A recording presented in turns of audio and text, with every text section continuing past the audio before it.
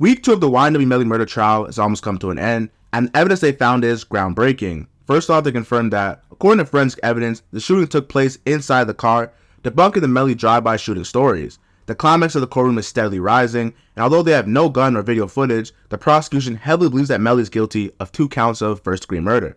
Surprisingly, many people feel Melly should take the stand and explain his "shh, I did that" message, which was a message that he sent on Snapchat hours after the murder. The prior evidence is all circumstantial, and here you have a statement, a direct statement. It's ambiguous, to be sure, and if the statement alone were introduced into evidence, it could be interpreted in multiple ways.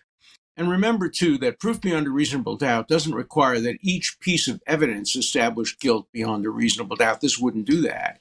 It requires that the evidence all taken together proves beyond a reasonable doubt.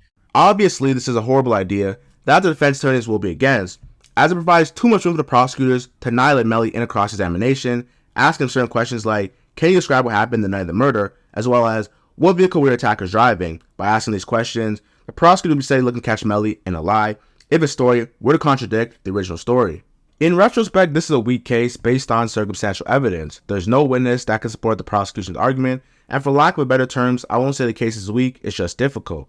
We all know that this is a death penalty case, so you as a prosecutor can't just insinuate a series of events led to a murder. That doesn't mean anything. You need to show what exactly happened and who did what leading to that crime. You have somebody's life dangling in the air, and as a prosecutor, you must provide the utmost reasonable doubt. In the end of week 1, the prosecutors brought in Melly's ex-girlfriend's mother, Felicia Holmes, as a witness. The defense argued that Holmes only brought in to attack and degrade Melly's character, as she really didn't have any factual-based evidence. Holmes actually went back and forth with the lead prosecutor, Christine Bradley, who I believe was intimidating her with jail time and threatening her if she missed court. Ma'am, I don't remember that Instagram. Look at it. I already looked at it. You're going to show it to me. So is the... I don't remember that. You showed it to me like 3 times already. So you don't recall making I don't a recall making that statement? statement. Excuse me, one at a time. I have one question.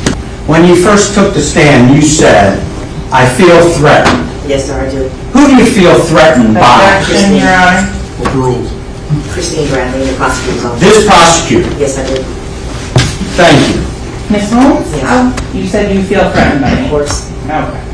Did you fail to appear for numerous court appearances? No, you never served me. You lied. Okay. You lied to the court. And with regards to, did you work in Redding, California? Yes, I did. Okay. Material. What rules? And has the state offered you any money? The state basically has me on a monitor. I have to go to my job with this. It's embarrassing. People think I'm a criminal. The state has run my life. And in terms of your feelings and ill will towards the state and myself, I just feel like you lock up innocent people. and does that influence your testimony today? It's not influencing my testimony. Have No, you- I'm telling you. Have you- that's not- I don't Objection, understand. Your Honor. Excuse me, hold on. Only one of you can talk at a time. The testimony by Holmes was more hurtful than helpful for the prosecution. Rather than building their case portraying Melly as a cold-blooded killer, it showed them as ruthless because they harassed and basically forced the witness to wear a leg monitor as if she was a criminal in this main double homicide case. Melly's demeanor through this entire court case has not been helping him. He can be seen laughing and keying with his woman defense attorney, and to the jurors, this can be viewed as very inappropriate. You're on trial for 2 murders for killing your childhood 2 best friends, and you're keying with no cares in the world. However, the courtroom is very intense, so him laughing is actually like a defense mechanism for being nervous in a serious moment. Almost as if you're around people that you know you have no business being around, and they might say a joke, something you may not have heard, but you might just laugh just to hide the tension. The sloppy investigation on behalf of the state, such as forensic experts admitting to cross-contamination, the failed recreation of ballistic trajectory with no gunshot angle or height of the shooter, and the witness intimidation on behalf of the prosecution is why David Howard and Melly's whole defense team has motioned for a mistrial that was denied. The mistrial hung jury, which everyone identified as very controversial. In this case, with the mistrial being thrown out, it almost benefits the defense because for every allegation or insinuation of guilt, they have responded. The prosecution has had 4 years to come up with a mind-blowing case, and they're blowing this case.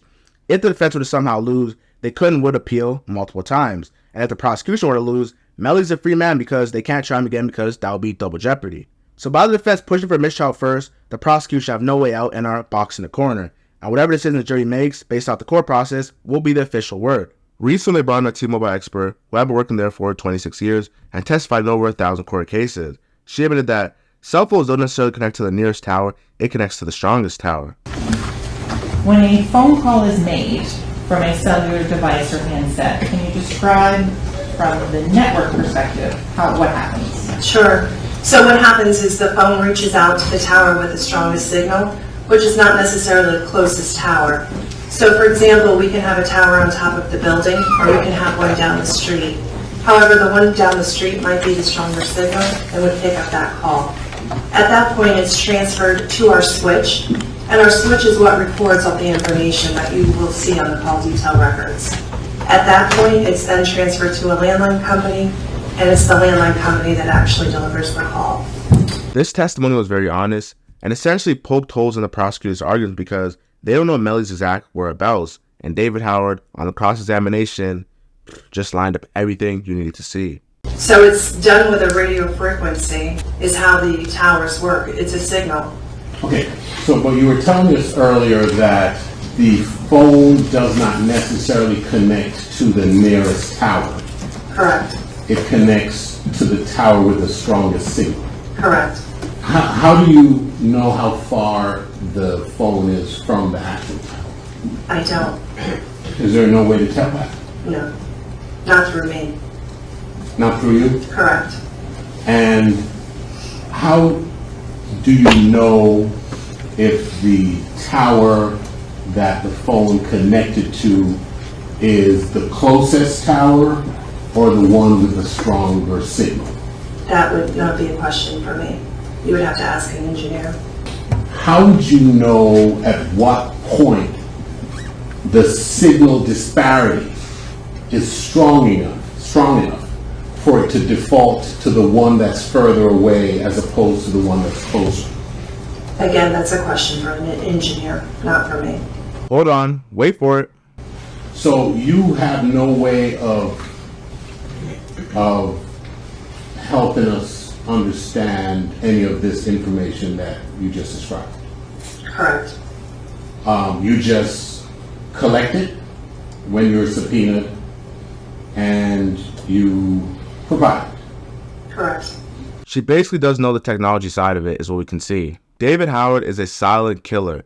He's asking her all the leading questions, guiding her by the hand, and to be honest with you, she was a very good witness. However, she was just very upfront and honest. And however, for the prosecution, sometimes being upfront and honest and your demeanor just being so kind does really benefit you, because she wasn't really given any information that actually mattered. I would say, she worked for the company. She's saying what she does. She's been doing this for 26 years. The cell phone records. She doesn't know where Melly was. And basically, the cross-examination made this testimony useless. They also brought in someone from the homicide unit of the Memorial Police Department to analyze and speak about the phone records. Phone records is one thing that Melly's team has been trying to suppress leading up to this trial. Did you have the data verified by any third party for completeness of the download? No. And you made that decision, was it your decision whether or not to do that kind of verification? Yes. Okay, and you elected not to? Correct, I live not to. Did you have an engineer review any of the data that you retrieved? No. How did you verify that the machine, the Cellbrite software that you used, downloaded the contents of the phone in its entirety? How did you go about verifying that? That is not something that I can verify. That is whatever the data that comes from that phone and appears on the software. That's what I have. That's what I can deal with. Okay, so you can't verify. I cannot, no. And they apparently tracked Melly's steps. However, steps aren't really that accurate. And Melly's lawyer, David Howard, made some very valid points challenging the accuracy. To account for the number of steps that someone takes. In addition to these cases, I have several articles. There have been lawsuits about the accuracy of the data that is compiled by this type of app, because what it's doing is it's assessing reverberations. So, for example, one of the experts we spoke to indicated that his wife plays the piano at church, and every time she goes to church and comes back, she's taken 20,000 steps because she's doing like that. So the fact is that whether or not this information is reliable is yet to be determined. Whether or not the technology has advanced to the point of being reliable is yet to be determined. But this court cannot admit it until the state first meets its burden of establishing the reliability of the data that is compiled or purportedly developed as a result of the technology. Because we don't know if that technology is accurate. This trial is quickly falling out of the prosecution's hands. No ballistic trajectory evidence identifying Melly as the shooter. No witness actually saw what happened because the crime happened at 2 a.m. at night.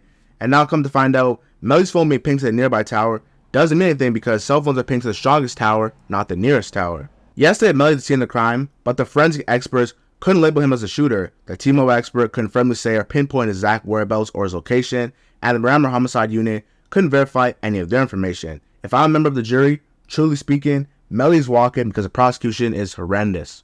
If you enjoyed this video, I recommend you go watch my last video about YNW Melly or my recent Kanye West video talking about the misunderstood world of Kanye West.